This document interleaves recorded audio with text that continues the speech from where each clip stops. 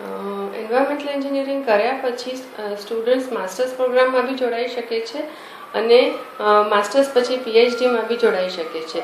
Masters કરવા માટે state level પર બી માસ્ટર્સ એમઈ અથવા એમટેક કરી શકે છે અથવા તો નેશનલ લેવલના બી ઇન્સ્ટિટ્યૂટ્સ છે જેમ કે આઈઆઈટી છે કે એનઆઈટીઝ છે, ત્યાં પણ એન્વાયરમેન્ટલ એન્જિનિયરિંગનો માસ્ટર્સ કોર્સ ચાલતો હોય છે. ત્યાં પણ એ લોકો કોમ્પિટન્ટ હોય છે અને એ બી જોઈન કરી શકે છે. એ સિવાય ઇન્ટરનેશનલ લેવલ પર બી ઘણી બધી યુનિવર્સિટીઝમાં સ્ટુડન્ટ્સ જઈ શકે છે. એન્વાયરમેન્ટલ એન્જિનિયરિંગમાં બેચલર્સ કોર્સ કર્યા પછી એક સ્ટ્રોંગ ફાઉન્ડેશન ઊભો થતો હોય છે, જેના કારણે એ લોકોને માસ્ટર્સ પ્રોગ્રામમાં જવામાં ઘણી સરળતા થાય છે અને ઘણા બધા છોકરાઓએ દેશભરમાં અને બહાર એન્વાયરમેન્ટલ એન્જિનિયરિંગમાં ખૂબ જ ખ્યાતિ પામી છે. નેશનલ લેવલ ઇન્ટરનેશનલ લેવલ પર સ્ટુડન્ટ્સ માસ્ટર્સ પ્રોગ્રામ ફોલો કરવા માટે જુદી જુદી ફોરેન કન્ટ્રીઝમાં જઈ શકે છે.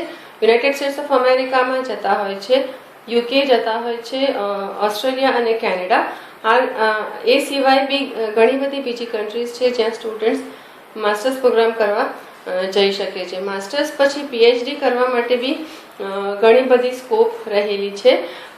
પીએચડી કરવા માટે સ્ટુડન્ટ્સનું focus area main pollution control પર તો હોય જ છે. એ સિવાય વાતાવરણને કઈ રીતના બચાવી શકાય, જે જગ્યા પર પ્રદૂષણ થઈ ચૂક્યું હોય એ જગ્યા પર કઈ રીતના એને દૂર કરી શકાય અને વાતાવરણને ફરીથી શુદ્ધ કરી શકાય, એ એરિયા પર બી ઘણું કામ થતું હોય છે.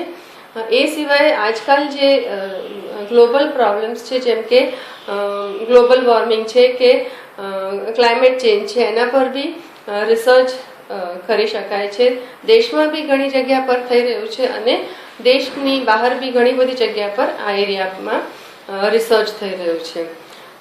એ સિવાય કઈ રીતના વાતાવરણની દરેક વસ્તુને કન્ઝર્વ કરી શકાય, જેમ કે પાણી, વોટર કન્ઝર્વેશન છે કે એનર્જી કન્ઝર્વેશન છે, અથવા વેસ્ટમાંથી કઈ રીતના એનર્જી પ્રાપ્ત થઈ શકે છે, એ બધા એરિયાઝમાં રિસર્ચ થઈ શકે છે. અહીંયા લોકલ લેવલે વિચારીએ તો સ્ટુડન્ટ્સ સેફટીનો કોર્સ આગળ કરીને PG diploma course in safety કરી અને ઇન્ડસ્ટ્રીમાં એમ્પ્લોય થઈ શકે છે.